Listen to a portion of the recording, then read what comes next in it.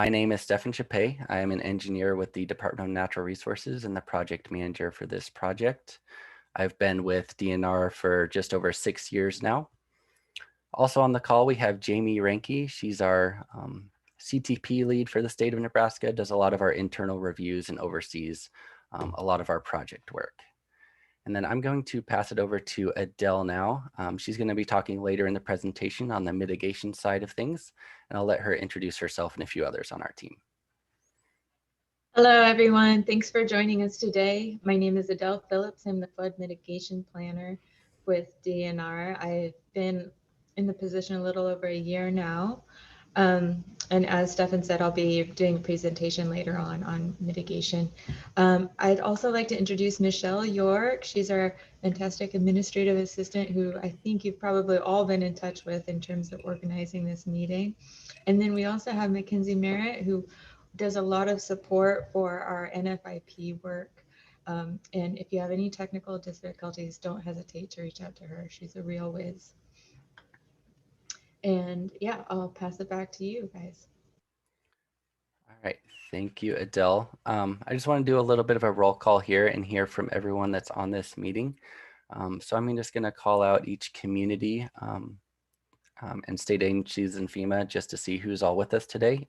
Feel free to either take yourself off mute and say your position, who you're with. Also, if you're in a room with a group of people, please let us know who's all with you today or joining. And I will just, you can also put it in the chat as well if you don't want to take yourself off mute.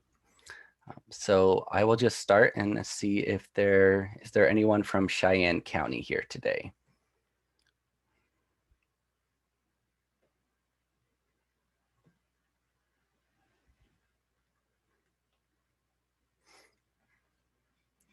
Again, either take yourself off mute or you can put it in the chat. I'll give you just a few moments. So, Dave Scott from City of Sydney. I'm the city manager, and I have Kevin Kubo, the city inspector, with me. All right, thank you. All right, do we have anyone with Deuel County here today? And I'll be calling out the communities individually as well. So anyone representing Deuel County? This is Anthony Armour. I'm Deuel County Highway Superintendent and Planning and Zoning Administrator. Great, thank you, Anthony. Anyone else with Deuel County here today?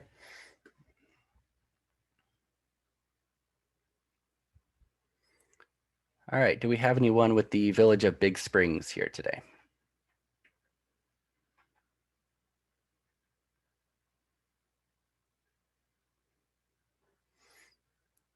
Again, feel free to put it in the chat or take yourself off mute. All right, do we have anyone with the City of Chapel here today?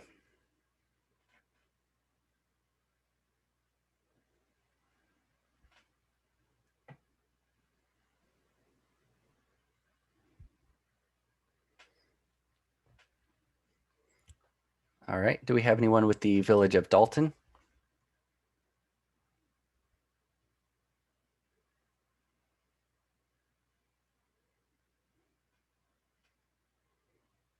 All right, how about the Village of Gurley?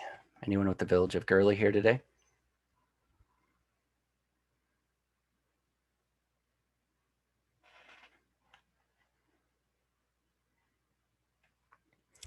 All right, how about the Village of Lodgepole?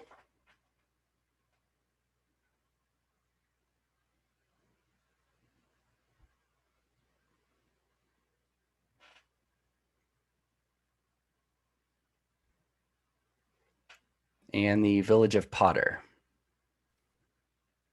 This is Kevin Cuba. I'll represent Potter too. All right, thank you. And then anyone else with the City of Sydney? I know a couple of you guys already spoke up. Just the two of us. All right, thank you. Anyone with the South Platte NRD here today? Yes, South Platte NRD, Rod Horn and Galen Whitrock. All right, thank you, Rod. All right, do we have any other state agencies here with us today? Hi, yes. I'm Heather Toll with the Nebraska Emergency Management Agency. I'm a hazard mitigation planning specialist. I'm Robert Carnazzo. I work with the Department of Transportation. I track these to see how our highways impact.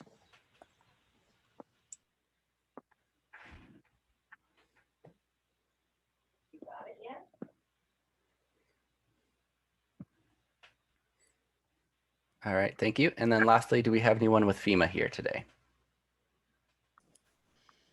Good morning, everyone. Laurie Bestian with FEMA Region 7 out of Kansas City with FEMA's Risk Map program and primarily support the state of Nebraska.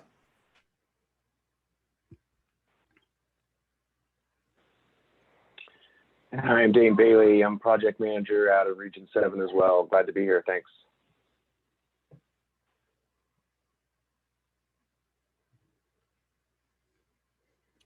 All right, thank you. Anyone else that I missed that's on this call here today that wants to introduce themselves?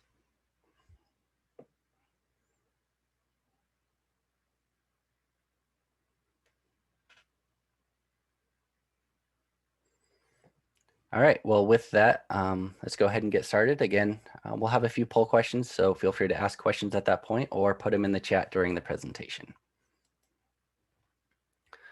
So first off, I just want to start with the question of why DNR is doing this work.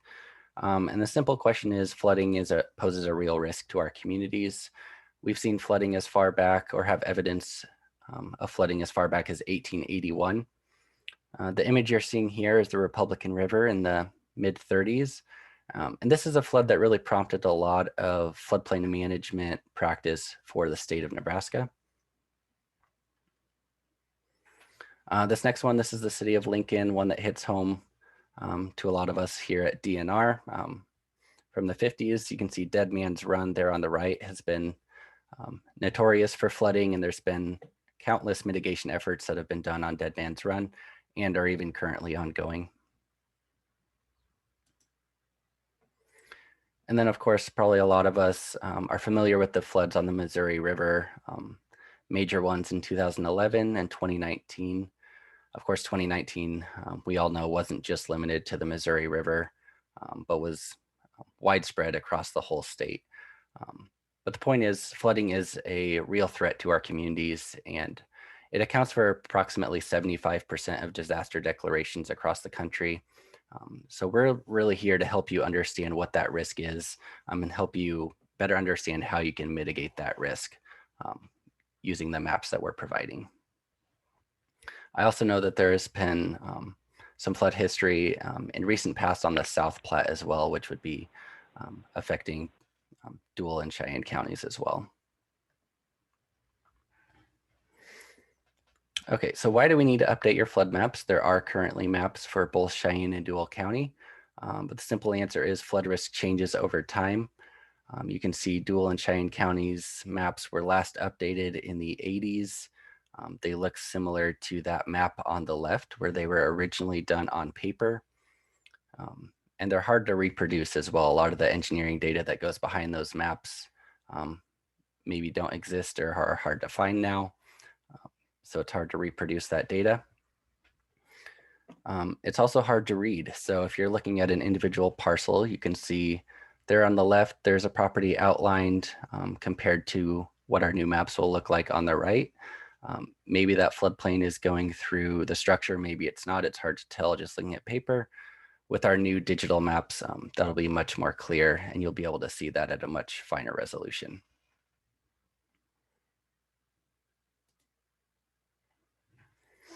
So along with just being a lot nicer to read, the new digital maps will actually be the new regulatory maps. So if a property is located within the floodplain and there is a federally backed mortgage, they will be required to have flood insurance. And then these new floodplain boundaries will provide the basis for updating your community's floodplain management ordinance. And that ordinance is really your community's tool to help mitigate any flood risk that you may have. So what we really want to accomplish with this meeting here today is really just to help you understand your community's flood risk, We want you to start reviewing the draft maps and start providing feedback to us on them. We also have, other than just the actual boundaries of the floodplain, we have what are called flood risk data tools. These are things such as depth grids that you can use to get a more information as far as the risk for an individual property or an individual piece of land versus just this simple, is it in the floodplain, is it out of the floodplain? And then lastly, we'll just go over what sort of the next steps of this project are and what your role and our role is in this upcoming phase. All right, so I'm just going to go over a quick recap of where we've been before. We last met in 2017 to kick off these projects, so just about 4 years ago now. And DNR is at the phase of completing the data development. So that's really the engineering heavy piece of this project. We also had a kickoff meeting with the City of Sydney back in 2017 to talk about what this mapping project could potentially mean for their levy. All right, so we're going to have our first poll question here. I'll have Mackenzie launch that, just simply asking if you're familiar with this project. And now would be a good time if you have any questions. I just ask that you would go ahead and put it in the chat, or feel free to take yourself off mute.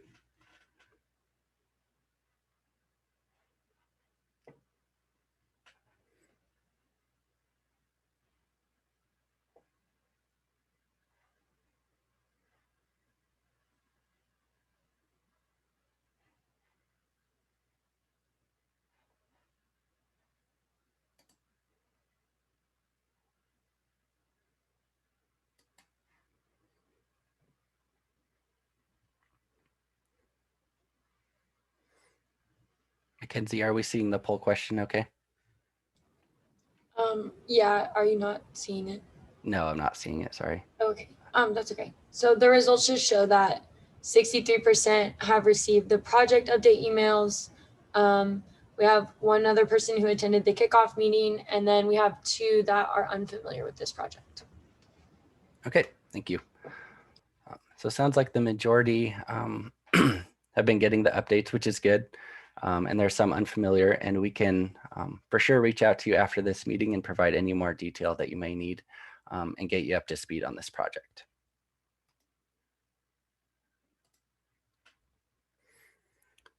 Okay, so before we get into reviewing a lot of the draft data, I just want to extend a big thank you to all of our communities and partners on this project, whether it was as simple as providing feedback that our community boundaries were updated and correct. Or I know there are a few communities that provided us some engineering data related to studies that were ongoing. So thank you for that. We really appreciate you being involved in reading the project updates and understanding where we're at with this project.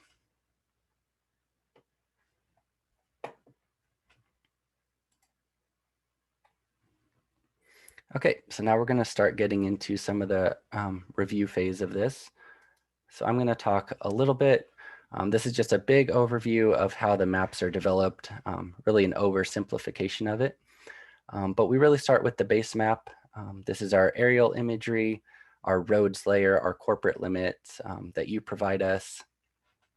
The next phase is really getting the topography data. So we have LiDAR data for both Cheyenne and Deuel counties that was flown in 2016, which really gives us a good foundation to build these maps off of. And then lastly, I kind of lumped all of the engineering into this last floodplain boundary image here. But this is really the hydrology and the hydraulics that goes behind making these maps. So in layman's terms, just the hydrology is how much water or runoff is occurring for a particular stream. The hydraulics of the study is how high that water is getting, and then we use the hydraulics of how high that water is getting to map it on the LiDAR to see how far that water spreads out. And then we overlay that final boundary that we have on top of the base map. And that provides an easy to use boundary for your community that you can relate it to individual properties.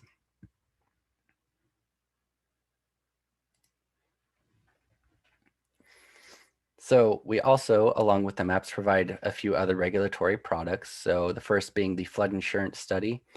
This is the actual report that's developed to go along with this study that has a lot of useful information in it, as well as some engineering data that can be used. And then we also provide the flood insurance rate maps, which contain the regulatory boundaries. And I'm going to say this a few times throughout the presentation, so I hope it hits home. But now is the time that we ask that you review the data and provide feedback to us. It's really simple for us to take a second look at any areas that you have a comment on, maybe an area that has repeated flooding that wasn't included in our map. We can take a look at that. But once these maps go to the preliminary phase, it becomes much more challenging for your community to provide feedback. Essentially, you'll have to have some sort of engineering data at that point to support your claim for why a boundary needs to be updated and to have it changed. But right now, the data is still in draft form, so we can sort of have that open dialogue between us and the communities and really talk through what those boundaries should be.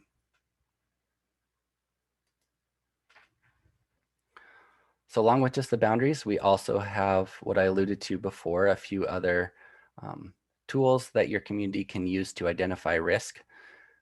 The first being flood depth grids. So we have depth grids for both the base flood or the 100-year flood. Those are interchangeable terms, or the 1% annual chance flood. Again, the same thing. We also have it for the 500-year flood events. So we have two separate depth grids, 100-year and 500-year. And then we also have what are known as percent annual chance grids. So you can look at an individual property and get an estimation of, okay, in any given year, what's the chance that I could see water at this particular property? Similarly, if someone is looking to buy a home, maybe that percent annual chance is pretty low, maybe just a couple percent. But then they can look at the percent 30-year chance, which is the life of an average mortgage, and maybe that's closer to 40 or 50% chance of flooding over that 30-year period. And then they can make a more informed decision at that point. And all of these will be available on our interactive site, and actually currently are, and I will actually walk through that with you right now. So I'm going to switch gears here a little bit and kind of walk you through our interactive map if you're unfamiliar. And I'm going to have Mackenzie put in the chat a link to this interactive map so that you can get to it. We will also be sending out letters letting you know that the comment period has started, and it will have a link to this interactive map as well. But this is what it looks like when you first open up that link.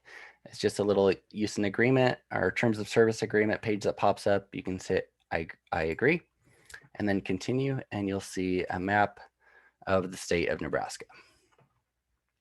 And you can simply zoom in if you want over to Cheyenne and Deuel counties, or you can use this search bar in the top. And I'm actually just going to type in Sydney. And it's going to take me right to Sydney. So there's a few extra layers that are turned on currently. So if you hit this second tab here on the top, this is your map layers. I'm just going to turn off some of this background noise. You'll see this white outline. These are the current paper maps that are still effective. I'm going to go ahead and turn that off. And then also in this map, we have what's called the National Flood Hazard Layer. These are the regulatory boundaries nationwide. When Cheyenne and Deuel counties become effective, there will no longer be a boundary in this flood awareness area, which is what you're seeing on the map now, but it'll be saved in this National Flood Hazards layer. But for now, it's still in draft form.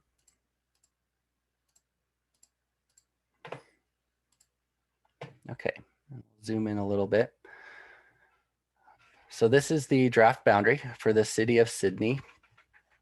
I'll go over what a few of these colors mean on the map if you're unfamiliar. So the first is the floodway. This is this red and blue hashed boundary that you see going through the middle of the map there. Sydney currently has a floodway, so hopefully you're familiar with what that boundary means. There are stricter regulations for development in a floodway. But in layman's terms, it's sort of the most dangerous portion of the floodplain, and it should be reserved for the natural flow of water. The second boundary, and likely the most important one, is this blue boundary. This is your 1% annual chance, or your 100-year floodplain, is that blue boundary. If a property is located within that boundary, it will be required to have flood insurance if there is a federally backed mortgage. And then this orange boundary, this is going to be your 500-year boundary. And you can see at this point, this is where Sydney gets significantly impacted, is if we reach this level and you get sort of this cross flow through town over the levee. Again, this is not the regulatory boundary, but the 500-year. And then lastly, this orange and black hashed area, this is the area that would has reduced risk due to the levee. So it would be the area that would be impacted by the 100-year flood if the levee were not in place. And you can see there's this area here and this secondary area in this little overflow path here. Let's see, a few other things I want to point out. I'm going to pan over here. You can see that the floodway stops right at this point and this point here. So this line that you can, faint line that you can hopefully see here, this is our limit of the enhanced study. So if you're unfamiliar with our basic and enhanced studies, for both Cheyenne and Deuel counties, we did basic studies for the entirety of the county. And then for the city of Sydney, we did what's called an enhanced study. And the main difference is for Sydney, we have this floodway designated. And the other thing is that structures were taken into account for the city of Sydney. However, they would not be anywhere else in the county for that basic analysis. So for the city of Sydney, we received survey data from our survey crew to get bridge information and then add those bridges into our modeling efforts. You can see here as well, there's another line. So anything above this line would be part of our basic analysis. And then anything downstream of that would be where Lodgepole Creek ties into that tributary that's coming in.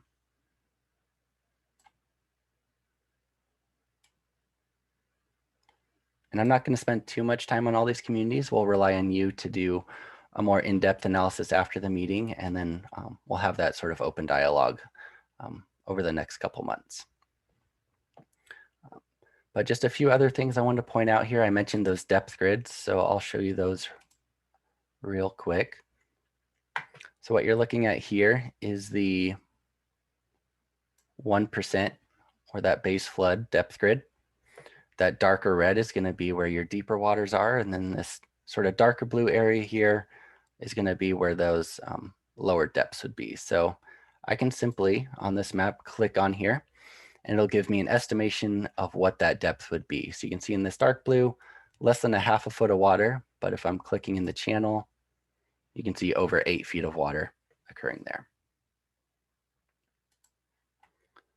Similarly, probably maybe more important for in the town of Sydney is this 500-year depth grid.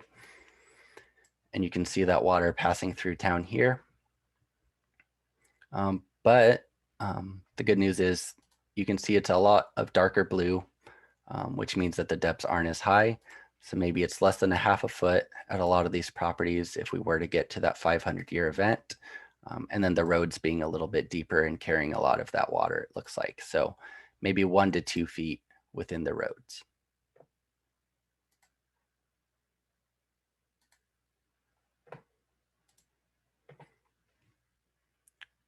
All right, so let's jump over to another town.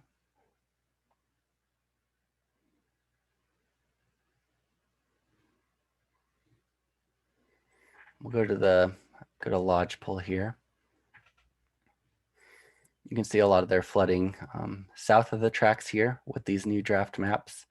I believe this is pretty similar to what the previous effective maps had as well. And similarly, we can turn on these depth grids. and see that it's not super deep coming through town, but there's definitely some flood risk for a lot of these properties here in this area. We'll zoom in a little bit here.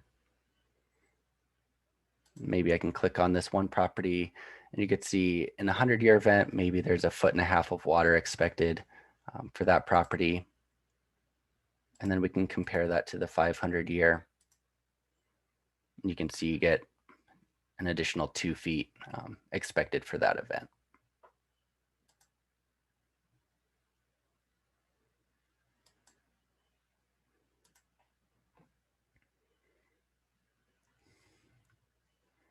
All right, we'll jump to our next community.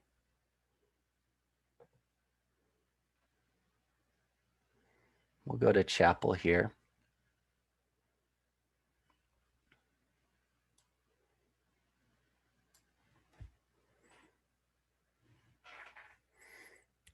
So Chapel's a little more interesting case. They were not previously mapped in the last paper maps.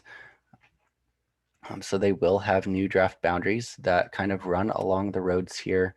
And you can see this blue boundary here will impact a few structures with these draft maps. And then that 500-year boundary also carries down through the southeast portion of the town as well.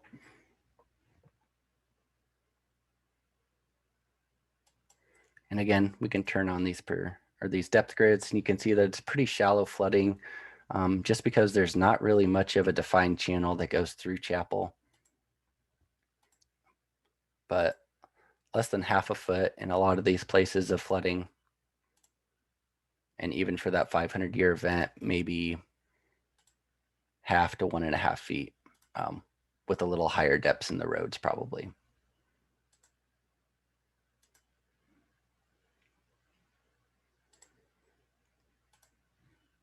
So it looks like just upstream of the highway and the railroad, you have a little bit more depth in those floodplains.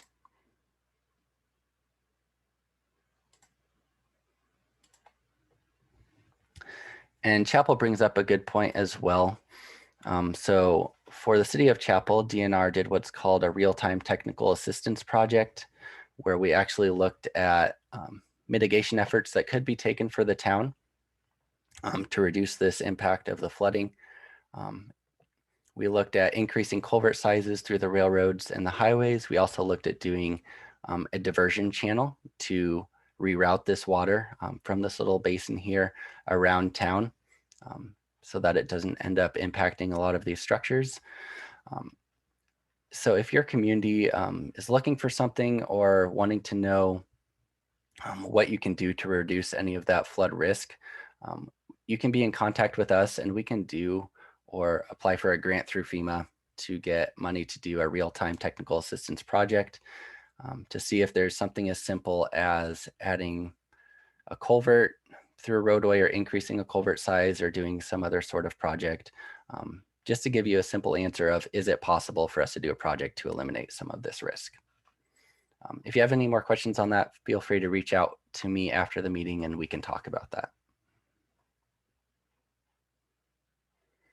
All right. We'll go to one more community. We'll go to Big Springs.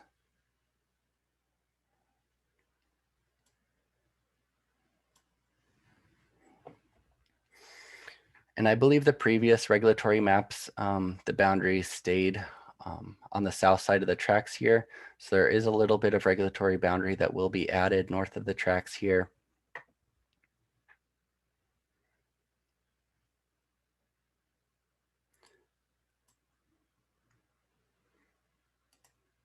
And we'll go through those depth grids again. So in town, maybe a couple feet of water for that base flood.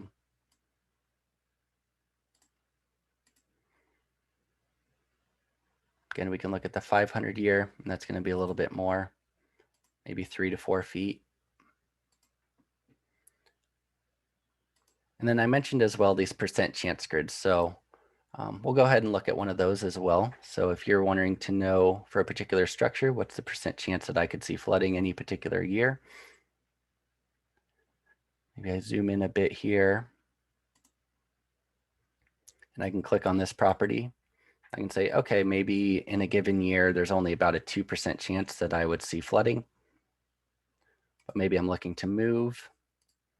I'm going to be here a while. I can turn on this percent 30-year chance. And you can see that risk drastically increases to over 40%. So almost a 1 in 2 chance over the life of that mortgage that you could see flooding. So all of these layers are available to you if you're using our floodplain interactive map. You can see all of these depth grids that I just showed you. So your 100-year, your 500-year, your percent annual chance, and your percent 30-year.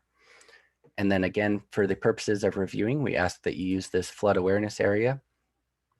And I will actually walk through how you can actually make a comment. We will send out a comment sheet or a sort of cheat sheet on how you can review these and actually provide comments to us through our interactive site. So if you have this layers map open, you can go ahead and turn on this layer here, the third from the top that says floodplain boundary review comments. And then if I have that layer turned on, I can go to this final tab here, which says floodplain boundary comments. And you can read through all this information, but if you click down here at the bottom, you can now, once you see that highlighted, draw on the map.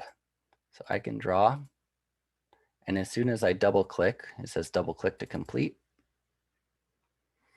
It'll pop up this information, just asking for your name, phone, email, title, and community you're with. And you can fill all this out with your information, put in a comment that this area has seen frequent flooding, this, whatever the comment may be, and then go ahead and hit save. And we will immediately be able to see that on our end and look into it and maybe get back to you as soon as we can with whatever information there may be or any follow-up that's needed. So it's very easy to make a comment on our site. I'm going to go ahead and cancel this one. If you don't want to make a polygon, there's also some other options. If you click this drop down here, if you want to point at something, maybe use the arrow function. You can point at a particular property, fill out your information, and make your comment in there as well.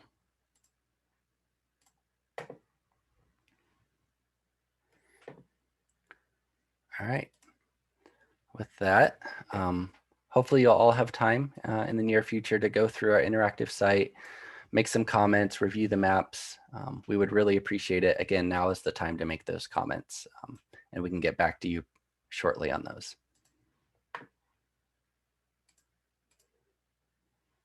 So I'm going to go ahead and launch our next poll question.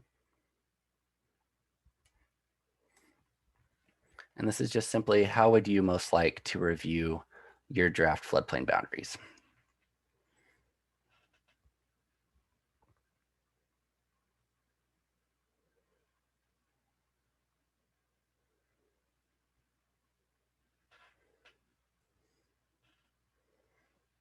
Also, if anyone has any questions at this point, feel free to take yourself off mute and ask them, or you can put them in the chat.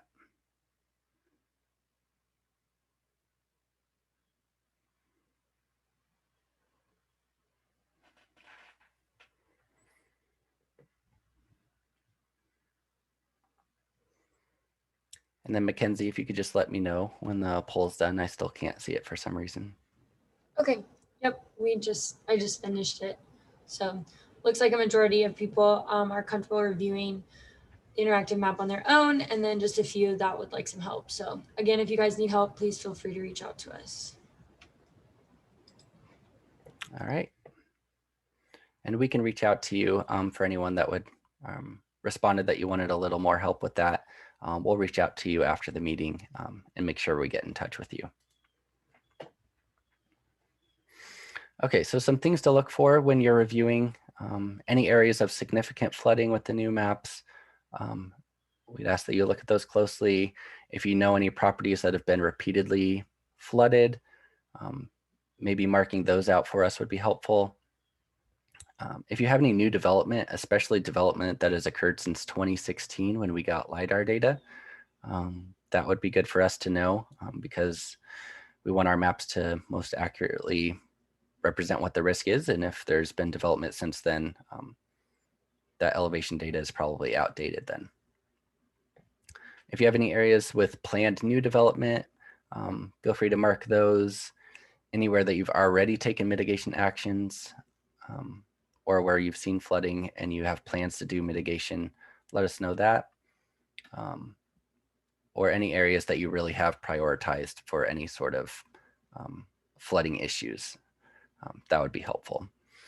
Also, if you notice any corporate limit boundaries that are wrong, street names that are wrong, you can comment on those as well, and we can get those updated.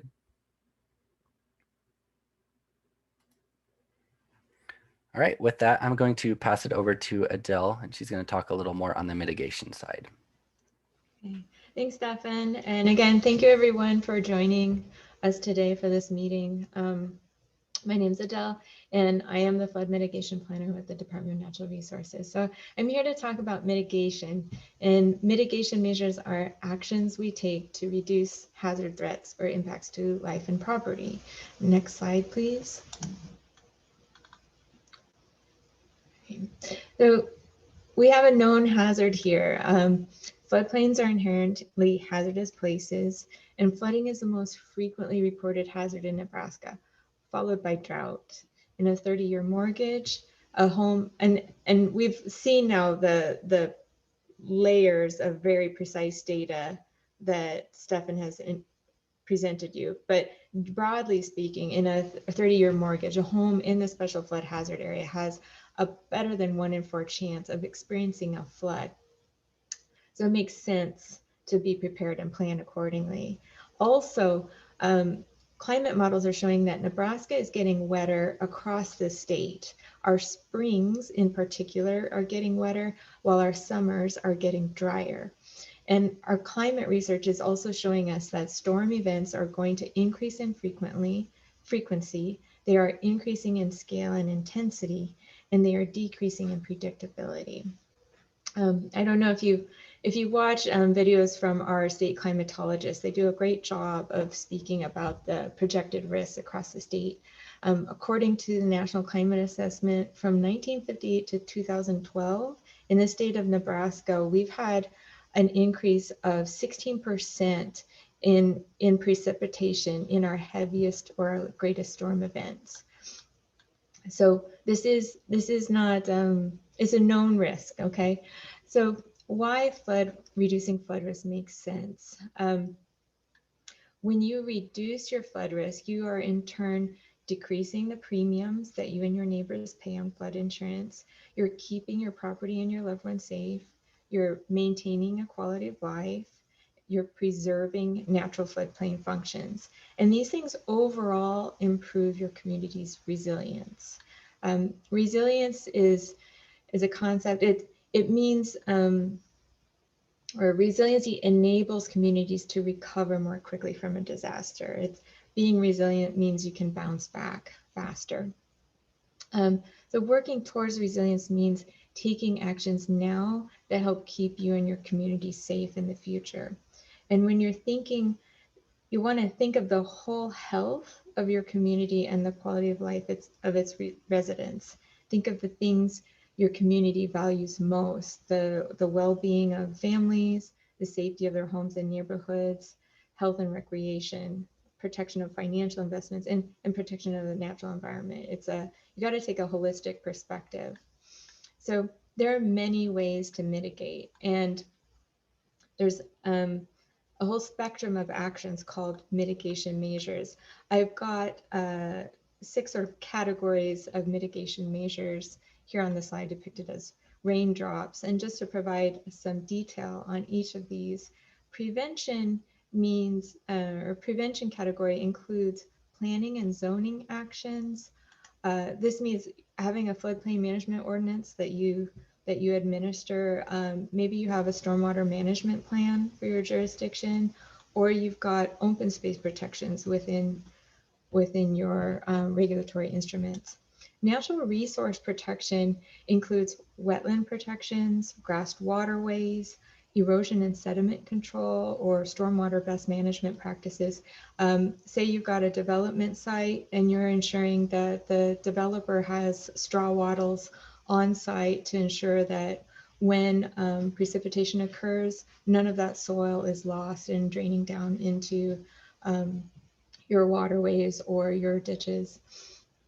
Public information means having maps available, not just at your local city offices, but maybe you've got our interactive map on your city website or your jurisdiction's website. Maybe you've got paper maps available in a local library or other guidance about flood risk and resources that are available just in publicly accessible locations. In ensuring that in real estate transactions, there's a disclosure that this property is in a known flood hazard area. And then there's other outreach projects that you can do. Maybe once annually, you send out a flyer in a utilities or mailer that also reminds them of known flood risks. The property protection category can include acquisition of flood-prone properties or elevation of flood-prone structures. It can mean flood-proofing a structure that involves designing or rehabilitating a structure such that floodwaters can't enter and or that the materials of which it's constructed are resistant to flood damage. And then also protecting your critical facilities. I'll have a slide on critical facilities a little bit later, but just ensuring that those critical facilities can continue to provide community services in time of natural hazard. And then there's also structural projects. Oh, I skipped one, emergency services. This involves having early warning, about flood, having a plan for flood response, knowing who needs to be involved and what resources are available. And then finally, structural projects. These are this is the most expensive category of your mitigation measures. This involves reservoirs or detention basins, modifications to channels, or other infrastructure such as culverts and bridge enlarging. So what we'd like to encourage you to do is take a watershed approach. Next slide, please, Stefan. This diagram is a Strahler stream water.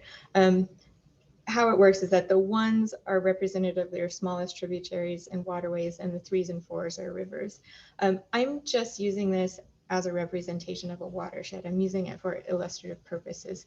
And when you think about mitigation measures, take a watershed perspective. Like you're thinking about all the dimensions of your community, but you also need to think about the geography of the watershed. In this diagram, imagine that the 1s can be intermittent or seasonal drainages in our fields. These ones could also be roadside ditches. All these components are networked elements, and what happens in upper watershed impacts the lower watershed. The best solutions to flood mitigation are ones that capture and sequester rain where it lands. This is also a great solution for drought hazard. So when you're working to mitigate flood, you're also helping to mitigate against drought. Next slide, please. So nature-based solutions are some of the most cost-effective ways to mitigate for both flood and drought. According to the NRCS, Natural Resources Conservation Service, approximately 25% of the Missouri River Basin has been converted from grasslands to croplands. And of the croplands, the majority of it is annually tilled. I know across the state, we saw a lot of rangeland conversion several years ago when the price of corn was abundantly high.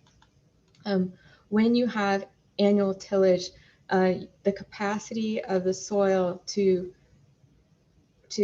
hold water is diminished. You have your soil health is reduced, meaning the soil structure is damaged, the organic matter within the soil is lessened, and runoff is increased. So if we can implement measures that reduce the formation of that hard pan and help roots penetrate the hard pan and thus allow water to penetrate into the soil and be sequestered, we are reducing flood risk downstream. And again, we're reducing drought risk. So in this slide, we have on the left a before picture, and on the right after it's been a grass waterway has been reestablished in a field. So this is just an example of a simple nature-based solution that's upstream that will have downstream benefits. Next slide, please. These neighborhood scale solutions are distributed.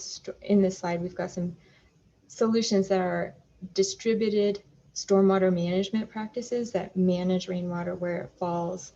As I mentioned, when it rains, our roads and other impervious surfaces act as tributaries in a watershed. When we put in bioswales, which is what's pictured on the left here, we capture, slow, and filter runoff from our roadways. And the same goes for rainwater catchment barrels and rain gardens, which are shown on the right. Next slide, please. I'm going to paste a link to a resource from FEMA. It's their guidance on nature-based solutions. Take a look at it and get some ideas as to simple measures that can be implemented within your jurisdiction. Next slide, please. Okay, the state of Nebraska, I'm going to paste this link in also, has produced a resource called the Comprehensive Plans and Flood Risk Resource Guide for Nebraska Communities. This is an example of a prevention mitigation measure. In long-range planning instruments, you can enable watershed or landscape scale practices that require shared visioning, long-term planning, and coordination. So these plans they let a community capture specific goals and actions that your community is committed to take towards resiliency. These documents, long-range plans, are comprehensive land use plans, general plans, hazard mitigation plans. I'm glad there are representatives from the NRD here on the call. All NRDs have hazard mitigation plans, and participating communities have subsections within these plans by which to capture the mitigation measures that are important to them. These plans are updated on a 5-year cycle. They're a relatively easy and important way for a community to set out guiding actions to achieve flood resiliency.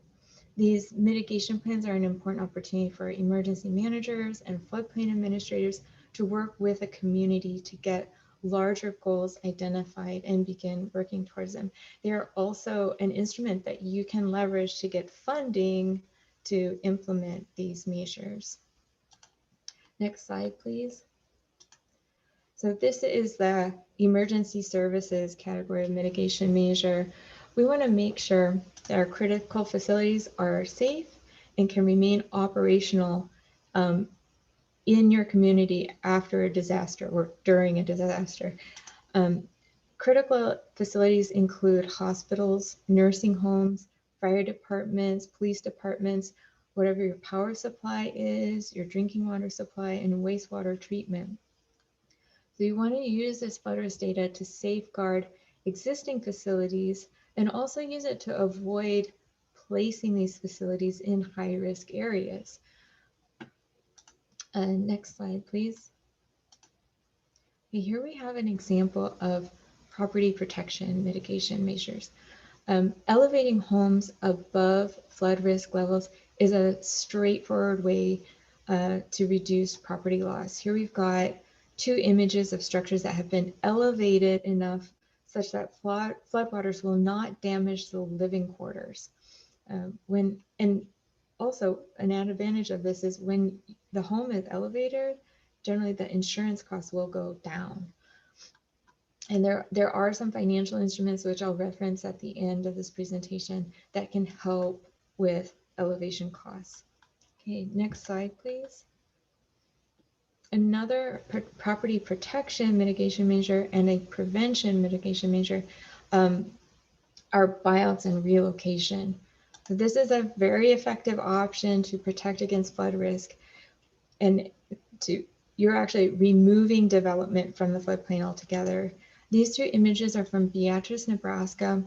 The home on the left was removed along with several others to create the open space you see in the right image, right-hand side. So flooding occurs naturally along every river. Removing the structures and the impermeable surfaces helps restore natural floodplain functions. These functions are provision of wildlife habitat, storage and slowing down of floodwaters, protection of water quality, and the recharge of groundwater. When we remove this development from the floodplain, we can protect our interests and we create a healthier overall community. Next slide, please. And more information about Beatrice. It's a great example of an effective buyout program. Since 1973, the city of Beatrice has enacted a program of acquiring flood-prone properties and converting them to open space and parks. Over the last 40 years, Beatrice has bought over 120 properties. These properties were then turned into amenities for the community. The land has been put to use as ball fields, skate park, playgrounds, bike and hike trails. I mean, they've converted them into additional assets for the community while simultaneously reducing their flood risk. So the city has avoided costly flood impacts by removing these residential structures. I think it was 2015, the community was hit by the third largest flood in its history, and they've estimated that in that single flood event, they were able to avoid nearly $13 million in flood damage. And the additional benefit of that was that because those structures were not there, flood damage to other areas was also reduced. And I've got a link here to the story map, which is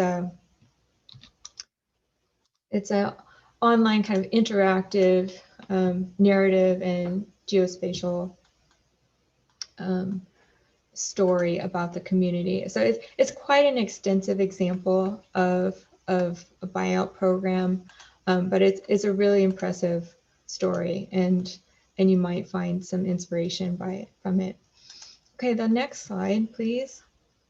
Got some funding sources available. The first two, the Hazard Mitigation Grant Program and the Building Resilient Infrastructure in Communities, are administered through NEMA. These can support a broad range of projects: property acquisition, planning, mitigation actions. I mean, you name it.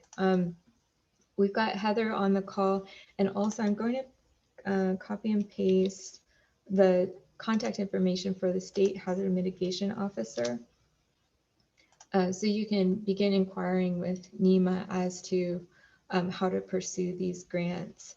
New rules come out at the end of the summer, and so you can begin conversations with us and NEMA in advance of those new rules, just so that you're ready to submit your notices of intent and get your projects in the door. Then with regards to flood mitigation assistance grants, that's administered through the Department of Natural Resources. That also supports flood mitigation planning activities and property buyout. It's for acquisition of properties that do carry flood insurance and are repetitive loss structures. My contact information is listed at the end of this presentation. And again, another service through DNR that was already mentioned is the real-time technical assistance that Stefan discussed earlier. There's also a CDBG, or a community development block grant, that could be available to you. This is through the Department of Housing and Urban Development. And then NRCS is a really important federal agency.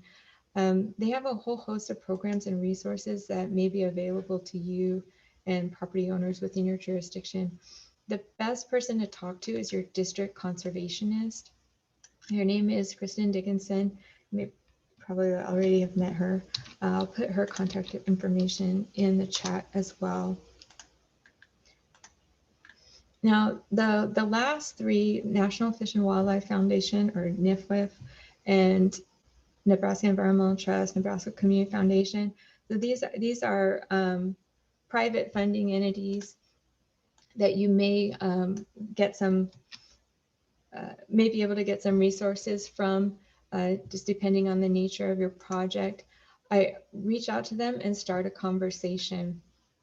They have a lot of interest in having healthy communities in Nebraska and supporting a healthy environment.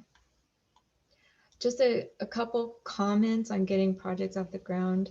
Partnerships are absolutely key. You can't expect, a sole individual like the emergency manager of your jurisdiction to undertake all of this on their own and get it implemented. It takes multiple groups working together to share resources and ideas and implement these projects. And start small. You don't have to launch a full-blown property acquisition program. Maybe you just want to convert, maybe you know of an area that you'd like to have converted into a community park. And just start with that small scale action. Don't be ashamed or shy about just pursuing a $20,000 or a $50,000 grant, knowing that implementing that successfully, you're getting that award, implementing it successfully can then help you leverage it towards other funding opportunities. So don't let huge visions deter you from taking just meaningful small actions today. Next slide. We'll just wrap this up with a poll question. We want to know if you've got some mitigation measures underway or projects underway. If you do, great. Or if you've got some ideas kicking around, let us know and we'll try to point you in the direction of some appropriate resources.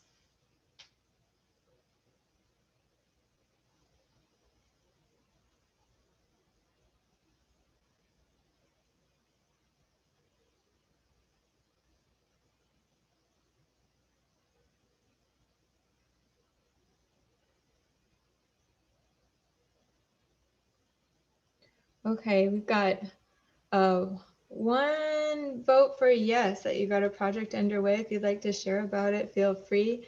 And then we've got several no's. Hopefully those can be transferred to no, but I could use some help getting something off the ground. We'd love to hear from you. You can contact us with even the most pie in the sky or general ideas, and we'll try to help you advance those.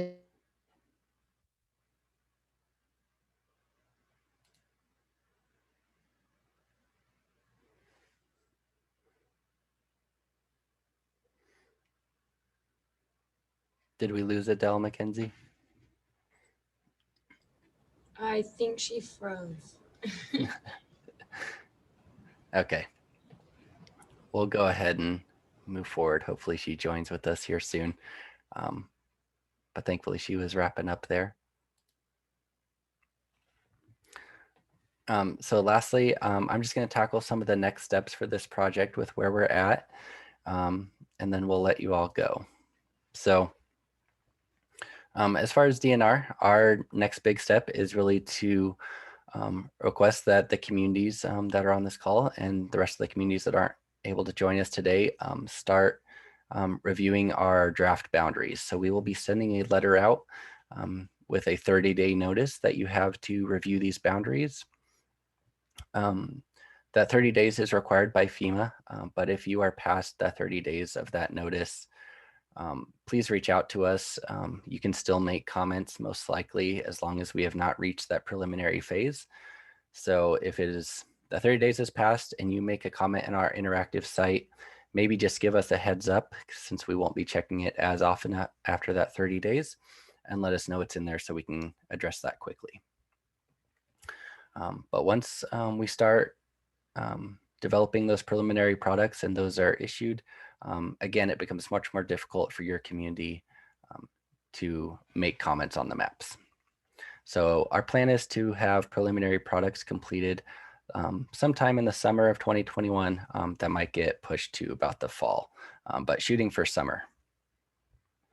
And then the final effective maps, when these maps would become effective and replace the old paper maps, we're looking at the year 2023. So we're just a couple years out from these draft maps becoming the effective boundaries for Cheyenne and Deuel County. Next steps for you, I already touched on this, but provide feedback to us on the interactive site. And then Adele was talking about mitigation efforts. Please contact us and we can help you get the ball rolling on a project that you might have. And then I'm just going to say this one more time so that it really sticks, but please review the maps now. We really want to hear your feedback on them and help answer any questions that you may have related to the new draft boundaries. So yeah, with that, I will leave our contact information here. Adele's is on there if you have any mitigation efforts that you want to talk about. Again, my name is Stefan Chappé. If you have any comments on the maps, or you'd rather just call and talk about it rather than using the interactive map, I'm happy to talk about it as well. And then Jamie, I introduced her earlier, but she's our CTP manager for the DNR. And you've probably been in contact with Michelle in regards to setting up this meeting, but she is a good contact to have as well. And I've also left a few FEMA contacts on here as well. I'll hang around for just a couple more minutes and see if any questions come through the chat. If anyone has any now, feel free to take yourself off mute and I'd be happy to answer those. Stefan, this is Rod Horn with the South Platte NRD, and the interactive maps around Big Springs. Do you include various flood flows or excess flow CFS amounts?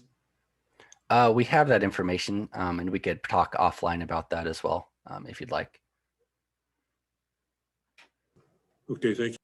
Yep. So for I believe it's the South Platte that's running through Big Springs, we would have used a gauge analysis to determine those flows. So there are several stream flow gauges on the South Platte River.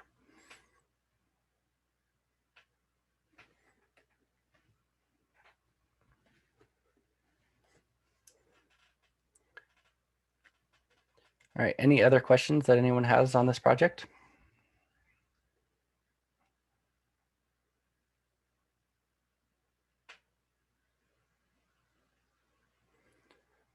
All right, again, well, thank you everyone for joining today.